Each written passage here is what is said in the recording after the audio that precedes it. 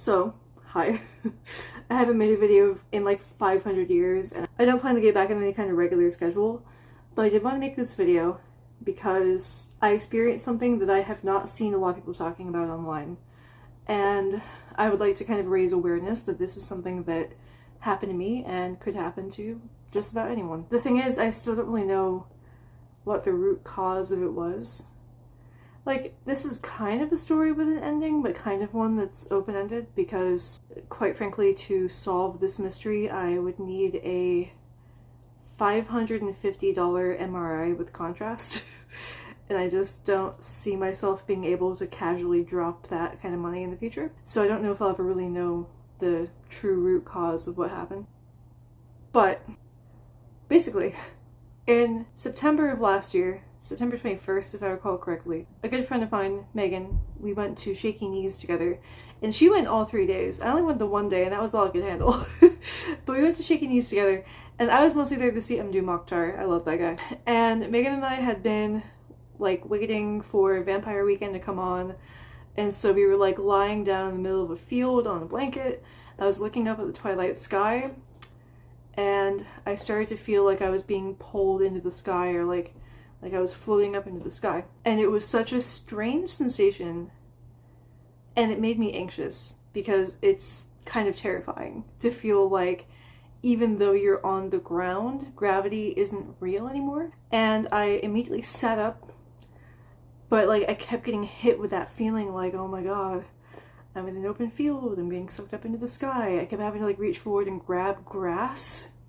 And even then, my brain still wasn't convinced that I wasn't floating. And at the time, I had looked up my symptoms, and this phobia came up, and I think I'm saying this right, but I'm not really sure. I think it's called casadastraphobia. And what that means is that it's a fear of floating up into the sky, or like a fear of getting sucked into the sky. And so it was like, well, I do feel like I'm getting sucked up into the sky, and I am afraid of that sensation, so like, I guess that's it. And then for the rest of like the week or so, I kept feeling just really kind of unmoored. Like I'd be driving and I couldn't see the road in front of me, and it would freak me out because I'm like, oh my god, am I driving into space? And there was one time when I was like on this dock looking up at the moon, and I love doing that shit. I've never had a problem with that. But all of a sudden I was doing that and I was like, oh my god, I'm on Earth, and Earth is in space, and the moon is also in space, and I'm gonna float up into the moon, and I don't feel just like, you know, I don't feel held down by gravity. And it was terrifying, and I just felt so disconcerted. And it's like, it's hard to explain, because in the moment it feels like anxiety, but the thing is, like, spoiler alert, it doesn't actually start there. So where my story actually starts, from what I can tell, was in August of last year, when a worker came in and messed with the AC at my work, and I'm assuming kicked up a bunch of dust and mold and stuff. And so not only me, but like my coworkers were also coughing and sneezing like every day. It's time to check my drugs, I'll be back. So from that point on, I started experiencing, how do I explain this?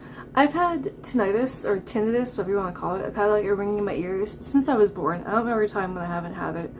But it got louder, and it got kind of like it was pulsating. Like, usually it's just like, but it was going like, and that was weird, because I never had that before. And all of that, my sinuses felt really stuffy, my jaw hurt, and like, I knew that I was coming down with something sinus related, because I've had chronic sinusitis since like at least 2019. But the thing is, I went to the doctor about it, and it wasn't my regular PCP, it was a different like primary care doctor. But essentially, this is like in the first week of September, so it'd been going on for a few weeks at this point, and it like wasn't going away. And the ear symptoms were the weirdest ones to me, because that was new. It was the increased tinnitus, and it was also, my ears felt full all the time, and it was like whenever I would yawn or swallow, they make this kind of whoop whoop whoop whoop sound, and it was really disconcerting. And like, there were some nights when I couldn't really sleep because my ears were popping so much. So this was all very different for me. And the thing is, I'm prone to earwax buildup, so I thought that could be a factor, but apparently my ears were totally clear. So the PCP diagnosed me with eustachian tube dysfunction. So eustachian tubes are the like little tubes on the inner ear. They play a really big role in balance. I was prescribed a round of prednisone, steroids, and it didn't really do anything. So that had happened the first week of September, and then like, you know, 3-ish weeks into September is when Shaky Knees weekend happened, and then that whole week I was like feeling really off balance. And I hadn't really put 2 and 2 together. I hadn't realized that like this weird floating sensation and just general disorientation was related to my inner ear shit, but like later on it would all make sense. So I actually almost missed one of the best concerts I've been to because my friends and I went to see Pixel Grip, and that night it was really bad. Like my ears were acting up, my balance was acting up, and I was like, I don't even know if I'm gonna go to this, but I did. I'm glad I did, because it worked out. Like, it was really one of the best shows of my life. And I think it was that day or the next day, I made a video visit with a different doctor. I was worried because my partner Noah and I were going to fly to Portland to visit his brother and his partner in December, and I was like, oh my god, what if I'm on the plane and I get like full-on vertigo? You know, because like I didn't know. You know, it seemed like that was a possibility because I was having all these other weird issues. And so the doctor that I saw at that time told me to try decongestants and antihistamine. And so I went to my local Walgreens, and I was talking to the pharmacist because I knew that like some of the medications I'm on interact with like some of the decongestants. And so he told me to try pseudoephedrine, and he was like, if you really want to clear it out, you gotta get Afrin. So I got Afrin, which is like the steroid nasal spray that like you can only take for 3 days because otherwise you'll get rebound congestion. And so I did a full round of Afrin, and I was taking decongestants and stuff. I don't remember it really helping, and if anything, I think this is the time that I started getting sick. It was like every other week I would get sick. And I don't know where I caught it from to begin with, but it didn't seem like I was catching new viruses every other week. It was more like it just was up there. And like every other week or so I'd come into work and I'd be sick, and they'd send me home, and I'd be working from home and suffering. And then there was this one week where I had a cough so bad I couldn't sleep. And I don't know when this was, maybe it was September or even October, I don't remember, but I went to urgent care. The urgent care doctor was really flustered. I think she was like the only one working, and she was really overwhelmed. But she tested me for strep, flu, and COVID, and those all came back negative. And she was like, well, do you want to do a lung x-ray? And I was like, sure. So I went in there and they x-rayed my lungs, and I learned that like my lungs are apparently higher up than they thought they were going to be, because when the x-ray technician, that's what they're called, right, did the scan, they were like, oh, we actually have to do it higher because your lungs are up high. And I was like, what does that mean? Every day I learned something weird about myself. So I didn't have pneumonia, which is great. I didn't have anything weird in my lungs. And so from there I was prescribed another round of prednisone, and I was also given Augmentin, which is like amoxicillin and I forget what, but they gave me an antibiotic just in case, which apparently doctors are doing nowadays, because patients will like ask them for antibiotics even if they know it's a virus, and even though antibiotics aren't going to do anything for a virus. But that's a video for a different day and for a different profession, because I'm not a doctor.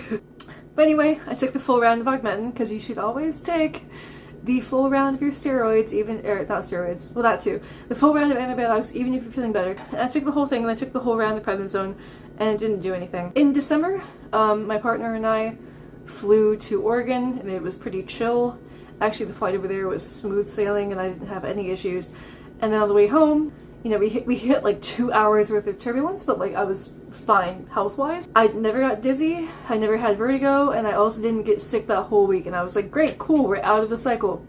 And then the next week, so one of my good friends had a camping spot reserved at Cumberland Island, which is like off the coast of Georgia, and it's really cool. It's like this wild, kind of untouched island, and there are like wild horses walking around. We only got to see one, but apparently there were a bunch of them. There were armadillos, and it was December, so it was freezing, but like I was sick. I gotten sick that week, and I was like, motherfucker, I didn't do anything to deserve this. I wasn't around anyone who was sick. It was up here. Like, it was just constantly brewing in my sinuses. And I was so mad. So I went and I took my zinc, and the first day we went out, so like our camping spot was right by the beach, which was incredible. I mean, how many times in your life can you walk to the beach? Like, that's so novel to me. Like, it was really cool. But we walked out onto the beach and it was empty. There were no people, there were no animals. It was just the sky, the ocean, and the sand for as far as I could see in any direction. Beautiful. Except I was terrified. And that's because I felt like I was floating again. I felt like my brain had no sense of where I was in space, and it was making me panic. And so I was looking around and I was kind of like, oh my god, like, I should be enjoying this. I have a whole private beach to myself, but I was terrified the whole time. Interestingly, the second day that we went out to the beach, there were seagulls there, and I was totally fine. Like, I was like, okay, the seagulls are visually grounding me. Like, now I know what that was. It was like, there's something other than just landscape in front of me. I felt way better that way. But like on the first day when I was terrified, Noah actually lent me his like bucket hat, and I felt a little better with that. I was wearing the bucket hat and staring straight ahead to the ocean and not looking anywhere else. It's so hard to explain, but it was just the panic of feeling like you're nowhere and feeling like your brain doesn't know where you are in space. And so from that point on, I was like, god damn it, I couldn't even enjoy my vacation because I keep getting sick. And I keep having this weird, oddly specific balance issue. Like, what's going on? I tried to get referred to the ENT, but like whoever I talked to was like, yeah, the ENT is probably going to want a CT scan, but then the CT scan would have been $550, and I don't have that.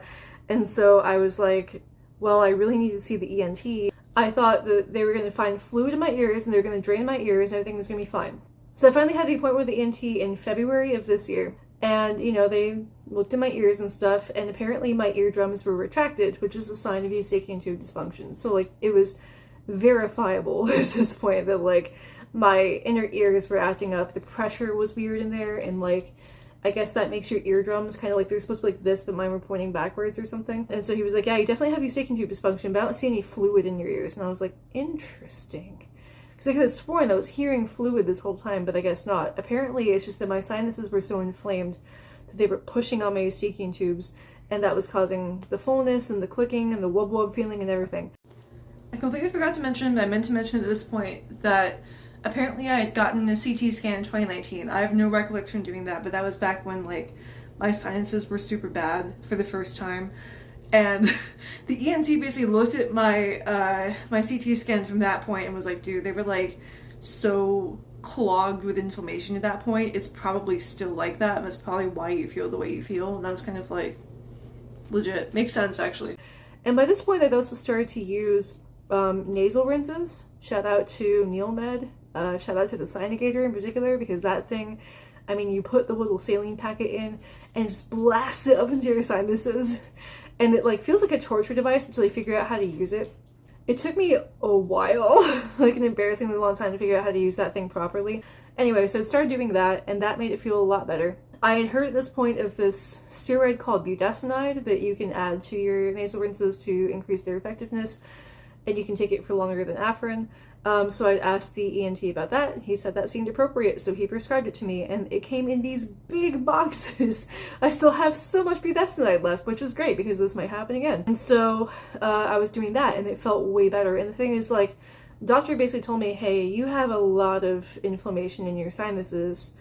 At this point, like, either you take Flonase obsessively for 2 weeks and see if it clears up, or you might have to have surgery. I did not want to have surgery. I'm terrified of having surgery. So I was like, I really hope this stuff works. And it did. It really cleared a bunch of stuff up. The doctor also recommended I get this test called the VNG. And that same day, I'd also seen the audiologist. The audiologist was super cool. Just like a really personable, interesting person. And I was like, well, I'm in here, you know, like, I've always wondered if I have like some sort of auditory processing issue. And so she was like, well, yeah, I can add that test on too. And so she gave me the auditory processing test as well as like the regular hearing test, and my hearing is fine, but apparently I do actually have like measurable issues with auditory processing, especially in my right ear. I guess in my left ear was a little bit better. So what that means is that like I can hear, but there's a bit of a delay with like my brain processing what I'm hearing, and that's why it's really hard for me to be in a room full of people who are like talking at the same time, or like a room where like there is loud music. It's funny because I love languages. Learning languages is a big hobby of mine, but I've always been like better at reading and writing, horrible at listening. Like, I just can't understand what people were saying without context, and sometimes even with context, I have no idea. And the thing is, like, my mom was like, well, everyone has problems with that. Yes, to a certain degree, but, like, my problems are apparently statistically relevant, let's say. So I found that out, and I was like, cool. The VNG stands for video nystagmography or something like that. I forget when I originally had it scheduled for, but I was kind of like, I don't feel ready, and I rescheduled it for June. Because, like, you have to read all these instructions, you have to, like, do all this stuff. It's like, you can't take antihistamines, you can't take any painkillers in the days leading up to it. It's just, like, it was a little bit intense, and I was kind of like, I don't feel ready for this, and, like, let me just put it off for another couple months or so. And so I finally had the VNG test last Tuesday. I also had an x-ray of my lower back that day, and apparently that's normal, and that's like the only normal thing about me, so that's cool. I guess my lower back hurts all the time for reasons that are not skeletal. So anyway, before going for the VNG, I actually had to go to my PCP and like make sure that there was no earwax buildup. That's the reason why I had to postpone it, because I was like, I didn't have time to schedule that like second appointment. And so like I see my PCP and she was like, oh yeah, your ears are pristine. And I was like, they are? Because like the instructions for the test were like, yeah, if you're prone to earwax buildup, you should make sure there's no earwax in your ears. And I'm like, well, I'm prone to earwax buildup. No, they were fine. So anyway, that was a long day. So like I had my PCP appointment, and then I got my x-ray, and then I had like a couple hours to eat like a light lunch, and I went in for the VNG. So the VNG is like they put these really cool goggles on you, and those goggles are like, they have cameras pointing at your eyes, and the doctor will have you look at these like points on a screen, and like you just follow them with your eyes, and then they put this like this black kind of cap over the goggles so you can't see anything. And then they like have your head move kind of from side to side, and like you shake it and they see what your eyes do then. And then they do this thing called the caloric test, which is crazy. So like some people have like said that this was kind of like torture. For me, it wasn't that bad, but like your mileage may vary. Your experience is probably gonna be different, but like they pump hot air, like warm air, into your ears for like a minute straight. So they do it on this ear, and then they do it on this ear, and the whole time they're watching what your eyes are doing. And during this part of your test, your eyes are supposed to be having nystagmus, so like shaking. And it's funny because the audiologist was like, ooh, like based on what your eyes are doing, I bet like the room is spinning for you right now. And I was like, actually no. And so like they have you trying to stare straight ahead while they're blowing air into your ears, but it gets to a certain point where you just can't because your eyes are going all over the place. And I didn't realize my eyes are going all over the place until like they light this red light in the middle of the mask, and you're supposed to like just stare at it, but the red light kept just kind of drifting off, and I was like, oh, that's what that is. But once they took the little black cap off the glasses, I was fine. So they did it with the warm air, and then they were like, this might be it, or we might have to give you the cold air. And so they were like, yeah, we have to give the cold air too, because we didn't really, you know, we saw something and we wanted to make sure it was what it was. And so they put the black cap back on, and they ran cold air through both my ears. And the same thing happened. It was like, I felt fine, but apparently my eyes were just like, whoa, whoa, whoa. And at the end of that, the audiologist was like, yeah, dude, so you have a 42% weakness in your left ear. What does that mean? Well, the inner ears play a huge role in your ability to balance. And by this point, I was pretty sure that I had vestibular issues going on. I didn't explain this well, so on the screen you will see a definition of vestibular disorders. Like, I was pretty sure that's what was going on with me, because it made sense. And this test confirmed it, because it showed that I had like 42% weakness of my like left ear balance organs, which is like basically there are a bunch of organs in your ear, like in your inner ear, that like all work together to help you balance, and mine apparently suck. And so I asked the audiologist, it was like, well, why would that happen? She was like, yeah, probably a virus. She's like, yeah, most people who have this get it from a virus. You can get it at any age. What I have is also referred to as unilateral vestibular hypofunction, or UVH for short, and here is a brief definition of that. And like it manifests to people differently, because like a lot of people will have like true vertigo with it. I didn't have vertigo, but I just felt like I was floating if I didn't have visual anchors. I was shocked, honestly, that like the test found anything, because like going into it, I was like, I don't even know if I'm gonna go through with it. I don't know if it's gonna show anything. I'm actually feeling a lot better lately. All I have to do is avoid wide open fields, and those are pretty avoidable, right? Oh my god, I have like a measurable issue. It was really kind of emotional. Like for the rest of the day, I was telling my mom, I was telling my friends, I was like, you guys, like they found something, like I actually have something going on, like I'm not crazy. And that's the biggest takeaway for me. Especially in the early days when I didn't know what was going on, it felt like anxiety. I was like, yeah, I for sure have like casadastraphobia, and like it just came out of nowhere. It turns out that it was less that I was afraid of floating up into the sky or getting sucked up into the sky, and more that I felt like I was. And that's what was causing the anxiety, not the other way around. And that's an important distinction to make, because it's less like I'm afraid of hypothetically getting sucked up into the sky, and more like I feel like I'm getting sucked up into the sky, and that makes me anxious because that's not how gravity works. Long story short, like I said, I don't really know what the root cause was because I haven't gotten an MRI. And even if I do, I don't know if they're going to find anything, but like it would be interesting. But either way, I mean, I'm pretty sure that the treatment's going to be the same. I'm going to be going to vestibular therapy. From what I understand, it's therapy where you try to realign your brain and your balance, and it sounds pretty cool, honestly. Like when I used to work at the physical therapy office, we offered vestibular therapy, and it was mostly like people who had had concussions who would come in for it. So like, I'm sure, like, it'll be really interesting to talk to the vestibular therapist and see if she's seen a case like mine, because mine manifested in not a very common way. Like I said, most people have like true vertigo. Like usually like the first time that you notice something is wrong with your inner ear, you'll have like really severe vertigo that won't go away for like a week, and then it does.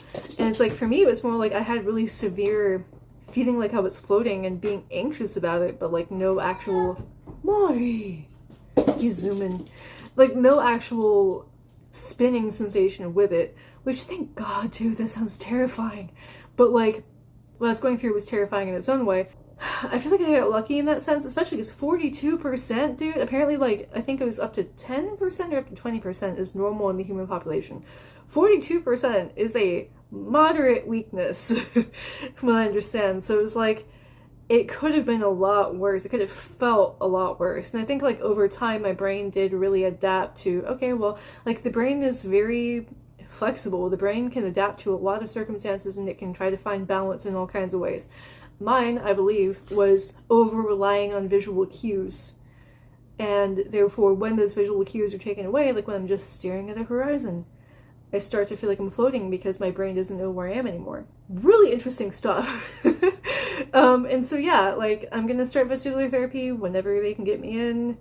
And I'm gonna avoid open fields for the foreseeable future, but like I have hope. I feel like if I do the exercises, if I really keep up with it, then I will start to not only start to feel more like aligned, but hopefully that will also work on the dissociation that I've been experiencing this whole time. Because, oh yeah, by the way, I've also been like chronically dissociating, like depersonalization, derealization. There are times I've looked at my own boyfriend and I'm just like, I don't think any of this is real, including you, and that makes me sad because I want you to be real and I want to believe in my own life. Like, so many things that seemed like anxiety but apparently weren't, because they had like a genuine inner ear cause that was measurable, which is crazy. That's wild. I was talking to my mom about this and she was like, you have the weirdest problems. I'm like, I know. That's why I'm so excited that my back x-ray came back normal. I'm just like, finally. Something about me is normal. That's it. And I just want to say that, like, if you have casadastraphobia, I don't know, dude, maybe look into vestibular issues. I'm not going to diagnose you with anything. That's up to your doctor. But, like, you talk to your doctor about it. Like, if you have that persistent floating feeling, it's like, it's less subtle than vertigo, but it still can really mess up your life and mess up your perception and, like, make you feel crazy. So, like, it's worth looking into. I wouldn't be surprised, honestly, if, like, a lot of people who have casadastraphobia aren't actually just, like, afraid of floating up into the sky, if it's actually, like, they feel like they are floating up into the sky, and that's scary. And like I said, that's an important distinction. So it's not that I don't believe in casadastraphobia, it's more like I think that for some people, like it was for me, it could be this fairly common medical issue, but the thing is, like, it's fairly common, but it's not talked about that often. And I don't know why that is, and that's another reason why I'm making this video, because, like, you know, we need weird balance issues awareness. We need inner ear weakness awareness. When I was Googling my symptoms, I mean, I found some stuff, but, like, not everything. Like, most of the time it was like, well, you might have BPPV, but that causes this, or you might have, like, this, but that causes this, and, like, they all had, like, spinning as a symptom, and I'm like, no, no, no, no, I didn't have that, I just had floating, but it's still a vestibular issue. It's just, I feel like what I have is kind of, well, first of all, I don't know the root cause, so that would be a little bit easier, but, like, also, it's not talked about a lot. It's underrepresented in conversations about vestibular issues, from what I've seen. So, like, shout out to the people who have vestibular issues that cause floating sensations. We're out here. Anyway, that's it for today's video. Like I said, don't call it a comeback. I don't think I'll make that many videos in the foreseeable future because I'm busy, y'all. I have so much going on. It's like, I just don't... When I first started this channel, I was making videos because I was bored, and now I'm not bored anymore, which is good, but, like, I kind of miss it sometimes. I miss making videos. So, yeah, I don't know. It's been nice. It's been real. I'll see you when I see you.